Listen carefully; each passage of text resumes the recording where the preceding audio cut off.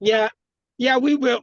We will. And the ones that you guys did approve, their projects are moving forward. So we're trying to figure out when's the best time to, um, or how they can utilize those loans. Excellent.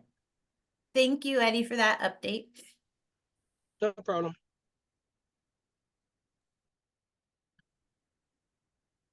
Anyone have questions for Eddie or Aubrey? Eddie, this is Arthur here from Business Oregon. Not a question so much as a suggestion. If you're struggling to find a lender, we have a network of nonprofit housing rehabilitation lenders that cover most of the state, and they use our CDBG program to make loans. This would be organizations like Dev Northwest in Lane, Lynn, Benton counties, Polk CDC in Polk County.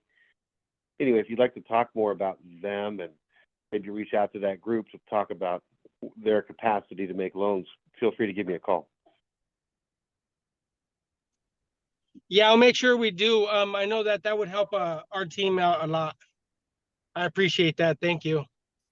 Eddie, since you're in the car, can we help make this connection? I think you're both on the phone.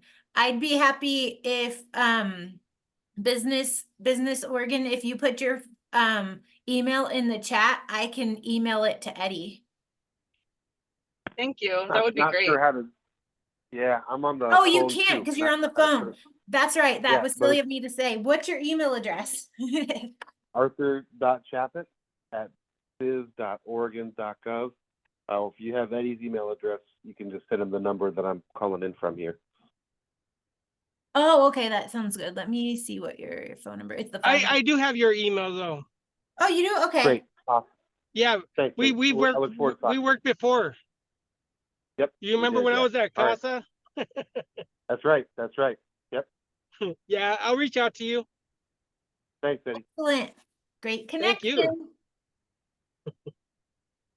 Okay. Hey, Eddie, can you or Aubrey talk about what you guys have moving forward, let's say the 6 to 12-month windows?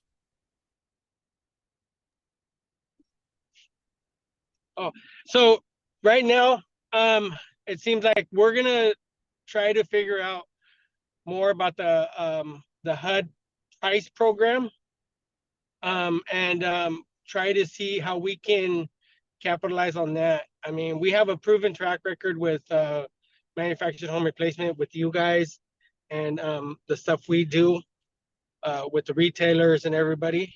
So we're hoping that we can capitalize on that. We're gonna finish out the projects as well that we're working on currently, and just keep going to retailers and other organizations that we can be working with.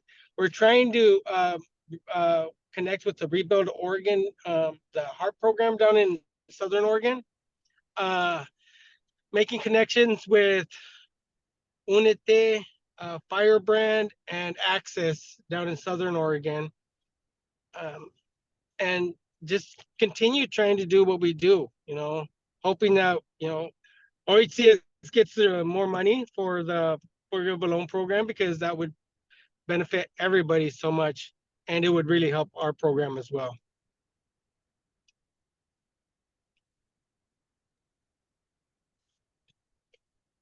Thank you, Eddie. Any questions? Sounds like you got it going on, sir. Everett, do you want to keep the mic and give us a MHRP update?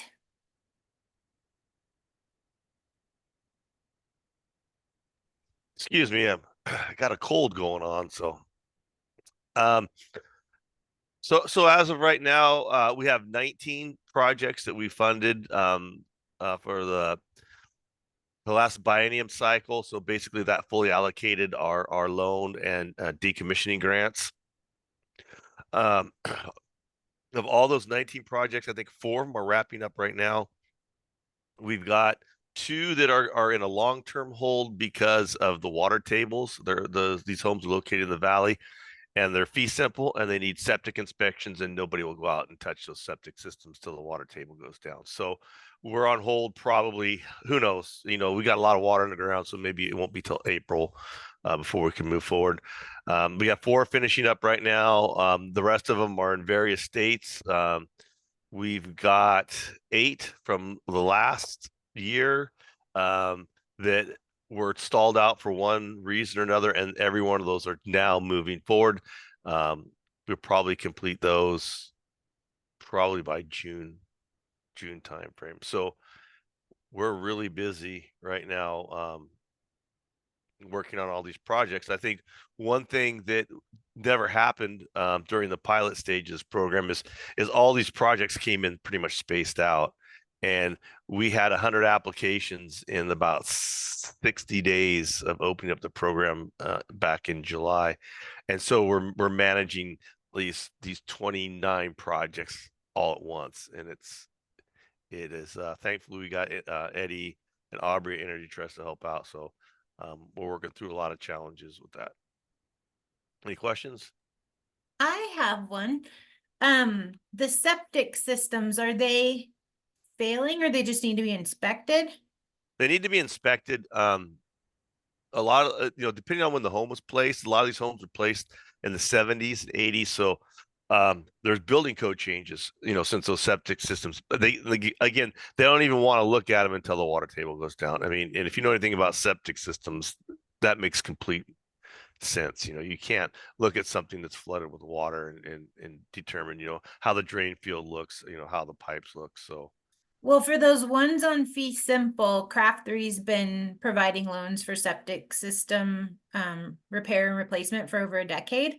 And we partner with the Department of Environmental Quality. So if it turns out that they're failing or need repair, want to just provide ourselves as a resource. There's actually some ARPA funding in the form of grants to homeowners right now. So let me know if that pops up with these cases, and be happy to take a look at some applications for those folks for septic. do you have a point of contact for that program? It would be one of my staff on the lending team, but clean water at Okay. craft3.org, and I can put it in the chat. Okay, awesome. Thank you. Yeah. Thank you. That'd be really helpful. I think Yeah. that can drive up the site work quite a bit on fee simple, I think. Yeah, and we fee simple is where we'd want to do it because we do place a lien. Probably wouldn't work out in the manufactured home park space, but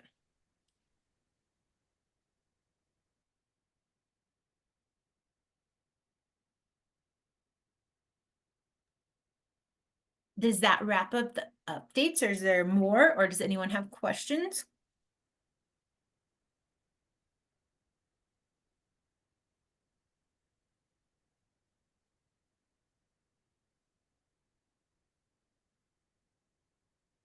Right, I think Rick's next on the agenda about Zoom versus Teams. Yeah. The agency overall is moving away from Zoom altogether, and we're going to move all our meetings to Teams. And we're trying to wrap that up before the end of the year. So what we'd like to do is the next meeting will be a Teams meeting, but I think before then, I'd like to set up a quasi, maybe the next couple of weeks is just a 10-minute, 15-minute meeting where everyone we send out an invitation and everybody try to sign on utilizing Teams to make sure we can iron out any bugs that we may run into. I don't think calling in would be such a problem, but maybe signing in on your laptops would. I'm not sure if you were using. It used to be that Teams had if you had an Apple product, it had an issue with Teams, but I'm not sure how it is now. It's been a while. They've been on Zoom forever, and but because we're changing over Teams, I want to make sure that every member can get on Teams. And if not, we need to figure out how to make sure they can get on Teams. So more than likely, you'll see an invitation come out and maybe just label it Teams testing. It'll only be about 15 minutes, just getting everybody on, seeing if it was easy enough. If you're already working with Teams with everyone else, this shouldn't be a problem. But it's those who don't work with Teams, and they'd have to. I'm not even sure. Usually ours are already programmed with everything, so I don't know if there would be a problem, but I would rather not wait for our next meeting to find out there's a problem. And then if it works out that everyone can sign into Teams, then our next meeting, our bi-monthly meeting, will be just a full Teams meeting, and then we'll just keep it that way from then on. And it's just a simple. Sounds simple, but we never know until we jump over to see what the problems, if any, may be. I'm hoping there aren't any problems and it should just work out, but I'm not sure. And that was really it. And the reason being, from what I understand, that the agency's looking more at security, and they decided that Teams would be more secure than Zoom, and so that's why we're moving over as an agency. So by the end of the year, all our meetings will be Teams meetings. Thank you, Rick. Yeah. Any questions or concerns ahead of time about that from anybody? Yeah, I'm assuming everybody's on some type of Teams already. Yeah. So I don't think, and from what I've been told, Teams, there isn't much of a difference between Teams and Zoom. I know that for this smaller group, I think we don't have to go to what they want us to transition to a webinar style, which would be more like Zoom. But for this smaller group, I don't, and the only reason they do that is because it allows more people to join. And I think this type of, on our regular Teams here, there's a certain number, there's a limited number of people that can join in a smaller group on your desktop Teams, as opposed to a webinar Teams. But for our group, I don't think we ever have more than 20. And I think it'd be fine for just utilizing our regular Teams program as opposed to making it a webinar. Yeah, that's it. I mean, in a nutshell. So you'll get an invitation, probably, like I say, just Teams testing, and that's just to see if it works for everyone. So, Carrie, we can kind of figure out when that we could set that up. And that's all I have on that. You're still up though, Rick. It says you're going to kick off a group discussion about manufactured housing advocacy and legislative changes outreach. Okay. Yeah. Basically, now's the time. I mean, if we, one of the things we want to do as, from our aspect is, we'd like to introduce legislation to, for, collecting, better information for our registration program. Right now we're limited, the way statute shows is that it's not detailed enough of information we're collecting. And we, when these statutes were put in place, I mean, there was an email and a telephone and address and a physical address. And the problem is that was kind of it. And we'd like to get, because now we're referring a lot of our clients, some of our tenants from mediation over to Oregon Law Center, and which is another program of ours. And Oregon Law Center is having difficulty contacting an owner, a manager, park manager. I mean, because some of these parks are managed by a big corporation, and so trying to locate someone having to do or trying to get information from the park manager or whoever's managing the park is hard to locate. So part of the problem is just contacting managers, contacting owners.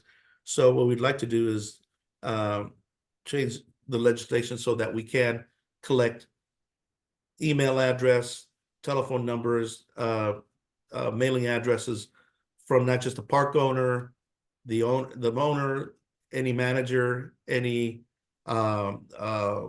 management company, kind of clarify what we're looking for in more detail, so that because what we find is that the owners will they abide by whatever the statute says, and sometimes we just don't get the information. They just give us an address that's a general address or general email address, and we can never contact the person. And so not just ourselves for registration, but our mediators, our Oregon Law Center, everyone has difficulty in contacting the right person when it comes to having to do with either a legal issue or registration or mediation.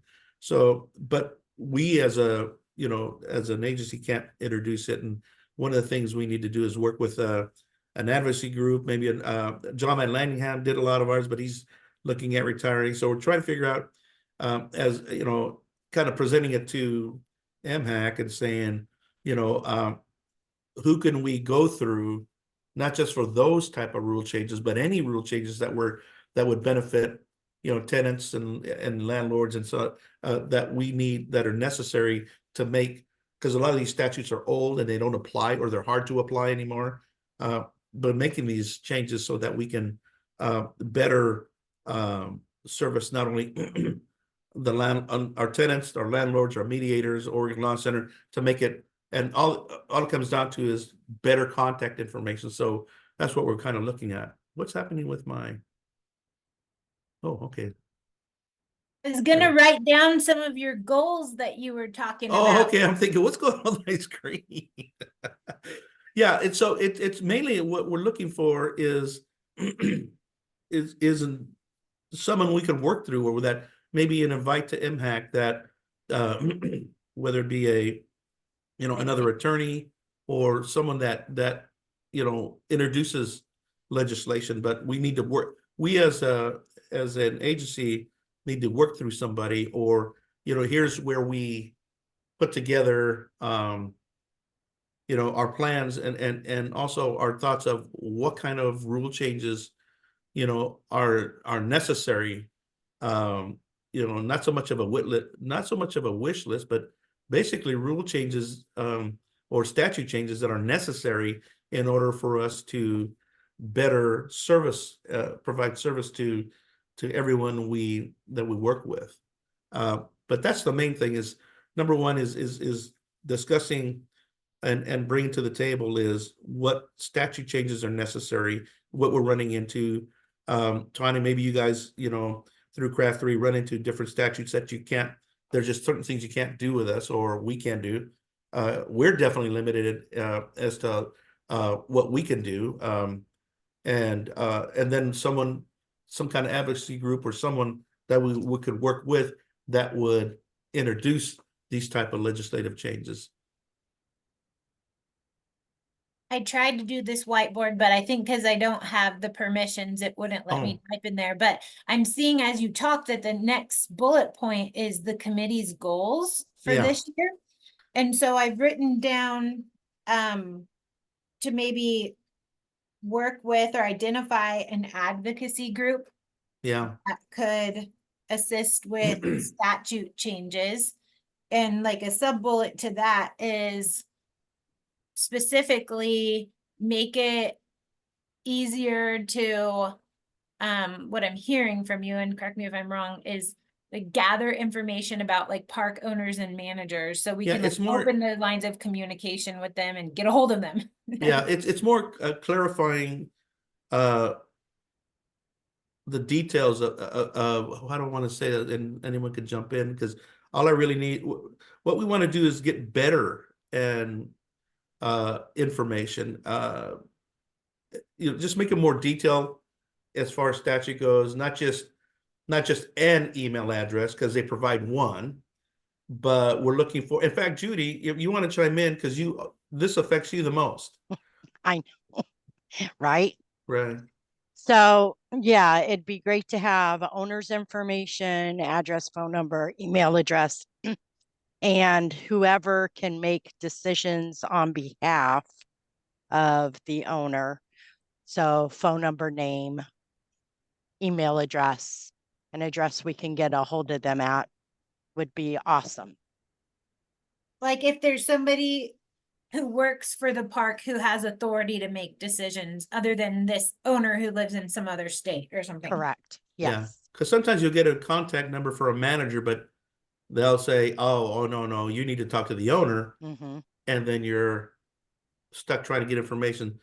Some of the, it's especially the larger corporations that operate and own manufactured parks, they're harder to contact because they're so large. And so what are the you run types through a of gauntlet things- of email address. I'm sorry? What are the types of reasons? Like, I'm sure that it's huge, like wide variety, but what are the types of reasons you might need to contact an owner or manager? Is it's to serve the tenants and homeowners better, but what are some of the variety of reasons that you all have to contact them to do your work? Every year, each park has to pay a registration fee, and they have to register their park.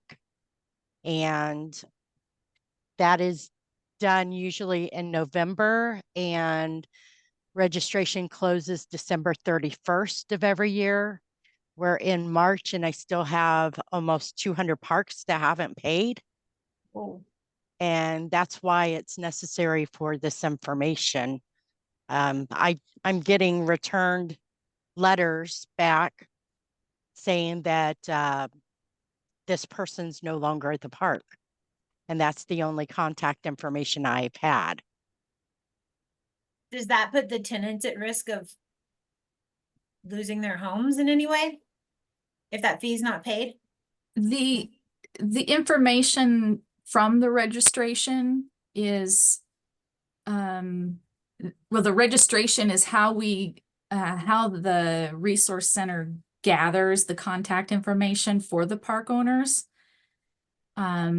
For when tenants contact the resource center to request mediation, we have that contact information for the landlords and owners so that when those mediation referrals are made, the dispute resolution centers have up-to-date contact information to reach out to the landlords. So it's kind of, it's a twofold resource. And then those registration fees help fund the mediation, the resource center. Okay. It has a dual purpose. Yeah, and then I'll just add to that, and then Judy could probably just finish up with that. But when they don't register, then we have to issue a civil penalty. And so that has to go to the owner. And if we don't know, if we can't contact the owner, they're surprised with, why am I getting a penalty? And it's because someone didn't send in a registration fee. And then also, if there's an eviction taking place, that referral goes straight to Oregon Law Center. And then Oregon Law Center has to contact the owner to say, hey, we're not, we're the legal representation, now we're involved. Well, if they don't have the correct information for the owner, it makes it more, it's not impossible, but it makes it more difficult to stop the eviction, or at least because the whole point is to stop it so that they can figure out what to do. And if we don't have the correct information, it's hard to get that moving forward. It's a slower process. So yes, it does affect in that situation, it affects the tenant, from eviction. So, so as simple as it may sound, one email address, which most parks will provide, really isn't enough. We need, the current manager's information, a property management company information. We need the owner's information. We just have to change the legislation so it goes into detail whose information we're looking for, not just information. And the information is more general than anything else. And it does say, who has responsibility of the park, but it just never, they always just put the landlord or a management company, but no real contact in the management company. It goes to a general email box. So that's what we need to clarify in statute, but that's just something that's actually been a problem for years, especially when technology changed. With technology change, we have to be more, we need to clarify what we're looking for now. Well, you all painted a really clear picture of how challenging that is. Yeah. Does anybody else have any questions?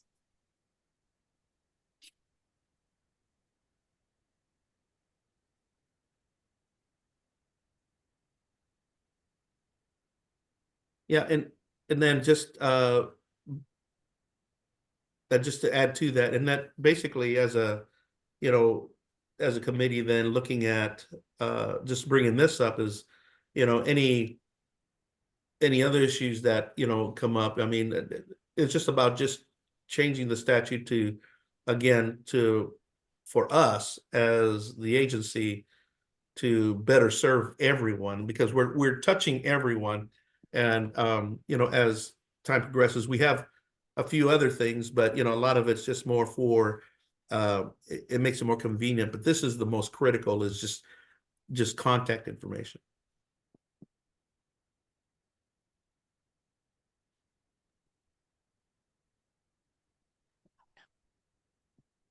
Yeah, I- and then go ahead. Go ahead. Oh, no, I think that's a good segue to be talking about other goals, Rick, unless you have any other thoughts about legislative changes that need to happen. No, that's the main thing. I mean, honestly, just changing that changes our life. I mean, and it serves a giant purpose in getting the right information. But no, and then I was actually going to segue into that, is that as a, you know, as a committee, you know, the committee's purpose is to, you know, to look at how we can better serve. And so basically we want to be able to hold these meetings that are purposeful, and we're setting a goal or some type of goal or something as a committee of where we want to go next. Ideally, it was formed because of replacing homes and due to wildfire and certain programs, but now that's actually it's in process and progressing.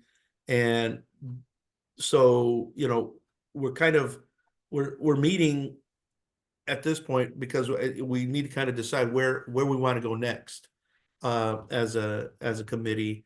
And we're here to for the lack of a better term, we're here to support the committee and give the committee the place to meet and be the sounding board to collect information and get you guys what we need to do in order to move forward with whatever goal we may have in mind. But we as an agency in the manufactured housing team, we're just not sure where the committee wants to go now with goals. So we wanted to kind of just have an opportunity of just at least bringing it up and say, for the committee, what are the thoughts of where you want to go next?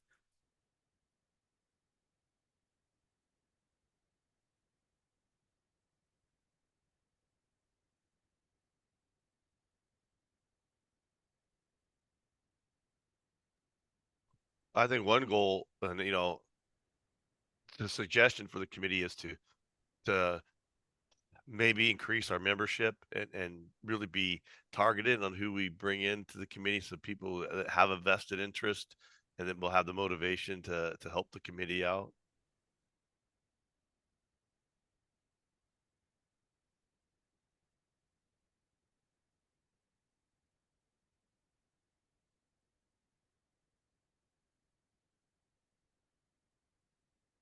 And I guess, along with that is I guess, we meet every other month for an hour. And so what we want to be able to do is be purposeful in our meetings, so that we're accomplishing, something. And because I'm sure we all go to meetings where we're like, I'm not sure why I'm here. So I just want to make sure we're heading somewhere. Go ahead, Tanya. I'm sorry. Did I haven't been here the whole time, but did this committee ever develop any sort of like mission statement, or was there like an original purpose statement developed? Yeah, that we have that, right? I'm not sure where we have it. Yeah, the answer to your question is yes, Tawny. We can get that out to everybody. Yeah, I would love to see that and just kind of like circle back on what the original intent of the committee was and see if, I don't know, I have questions about like if it's still the same, if the need still exists today, or they've changed. I think that might be a good place to start. I know for sure that this committee was established somewhere like 18 or 19. If someone can correct me on that. And it was during the wildfires, or to get together and how we can address all that. But we can get you history on that. Shauna, do you have something? I have them if you want me to pull them up or Yeah, put them in go the ahead. chat. Yeah. Okay, here. Thank just you, put Shauna. them- I was trying to figure out how to do that. I'll put them in the chat or There's a mission statement and then bylaws. yeah, here. I'm And if gonna figure it out. and we thought we'd sent them out at I thought one I was point on- when we were looking for volunteers, but I'm sure I know there's definitely people on You probably did. in this meeting. Well, no, in the meeting here that probably never seen them because we're just jumping in. You know, when we invite people to jump in, but we didn't give them anything. We should maybe just send that out in an email address to email everyone, Carrie, Okay. so they at least Yeah. have them. I'll email them out. Yeah, but I mean, again, just being purposeful, and we were establishing a program. The manufacturer replacement program came out of this. Everett's position came out of this. You know, of this group, when they said we need somebody on the ground, you know, talking to these people and getting these projects done. So, you know, there's definitely it served that purpose. So now moving forward, because these programs, some are running, some are, you know, the needs done. Now imagine if there was another disaster, we'd try to address that. But right now we're in a kind of a lull of things that are moving forward. And so I want to be purposeful. You know, we want to be able to host a meeting where there's purpose behind it, or else, you know, we'll have, you know, we want to have people have interest in coming and assisting us and, you know, finding the advocacy groups and so on. But we want to also be able to keep moving forward with keep progressing anyway. So hopefully the bylaws and the mission statement help.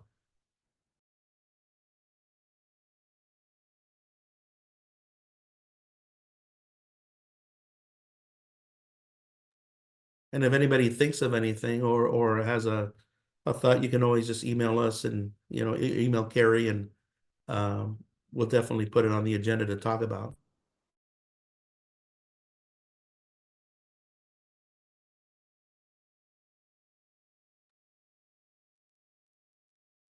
That feels, I'm looking at it now and listening to what you're saying, and others should jump in with their opinion, but it feels like a good place to sort of end today with like a prompt to remind yourselves of why this group was formed. And then maybe we could get together, Rick and Carrie, and sort of come up with some other prompts in advance of the next meeting for folks to respond to. Plenty in advance so they don't join the meeting next time and be put on the spot to like answer questions about ideas and things. But to leave today with the prompt to just think about the mission of this group and how they see themselves contributing to it. And then we'll have some other sort of prompt around mission before the next call.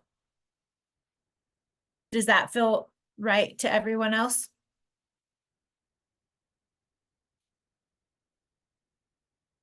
Got a thumbs up from Austin. And a little chuckle.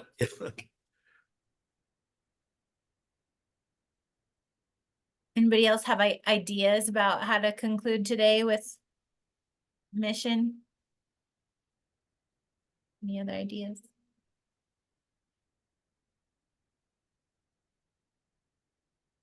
Rick, does that feel good to you?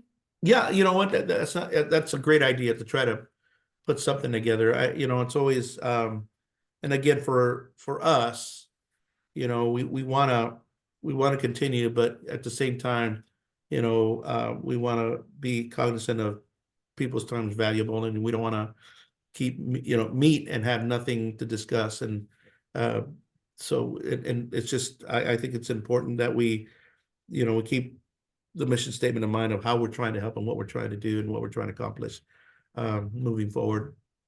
One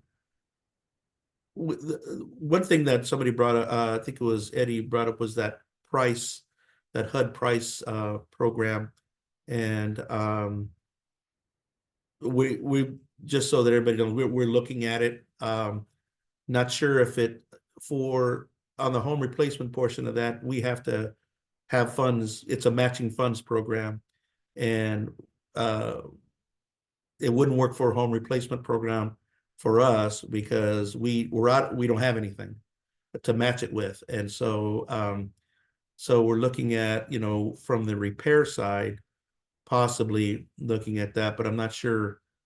There's a lot of reading to go on that's going on right now, that trying to figure all that out. It's a hefty lift, and then we may have to bring in, because we're the home replacement program and mediation. We do home replacement, mediation, and our referrals to Oregon Law Center. And what if we're trying to get involved with manufactured housing preservation, that program lives in the affordable rental housing side.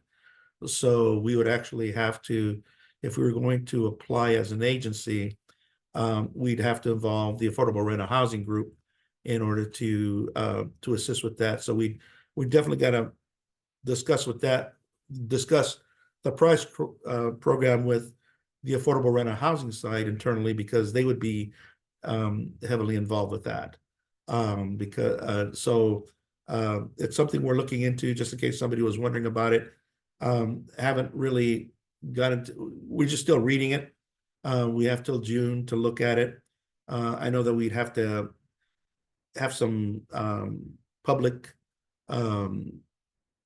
meetings and discussions with partners ahead of time.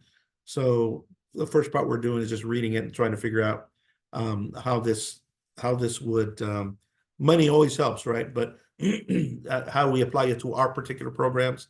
And I don't want to make the decision for another division of the agency saying yes, and then like, wait a minute, why'd you decide that? Because we're involved. So we have to definitely discuss it internally, and then decide as an agency where we want to go with that. But just so anybody was wondering about that, we are, looking at it to see if that's something that we want to look into. The good news is that like Eddie's team, and the funds are available to any nonprofit entity. So NOAA could look into it, CASA can look into it and applying on their own. That's the good news, is that any nonprofit agency can apply for it. St. Vinny's could apply for it. So even though we may not be involved, I mean, that's definitely it's open to anyone, any of these entities and agencies that would want to be associated with it. But we are, just to come full circle, we are looking at it, and we just have to do some reading and understanding how this program would look at our side as far as manufactured housing, and then see if the preservation side and affordable rental housing would be interested in looking at as well. Eddie? Anything we can help with, you can always let me know. We are very interested in continuing to do what we do. We love doing this. Just on the drive here to Portland, we have a presentation with Energy Trust and all these other organizations, and just received notice that one of the families finally can move in.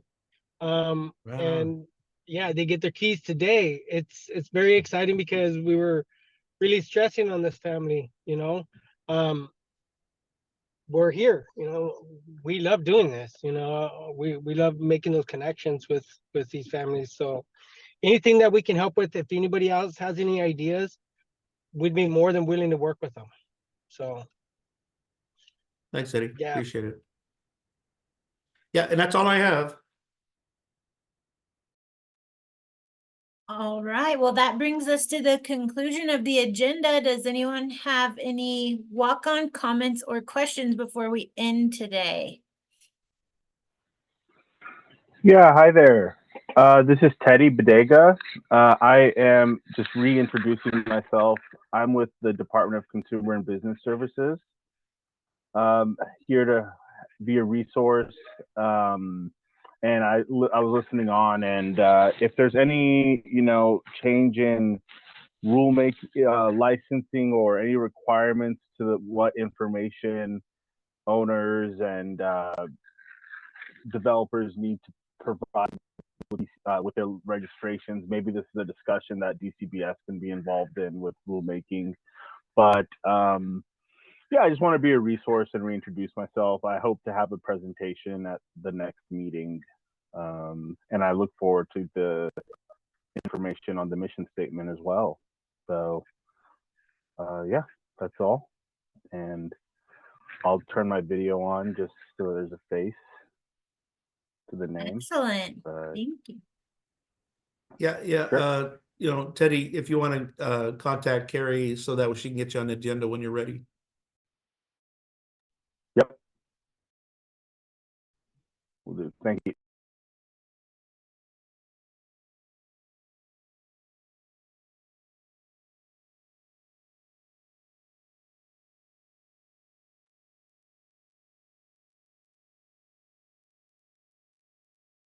Well, Rick, that's exciting. You put it out there, and Teddy might be answering the call about these statute changes and some advocacy.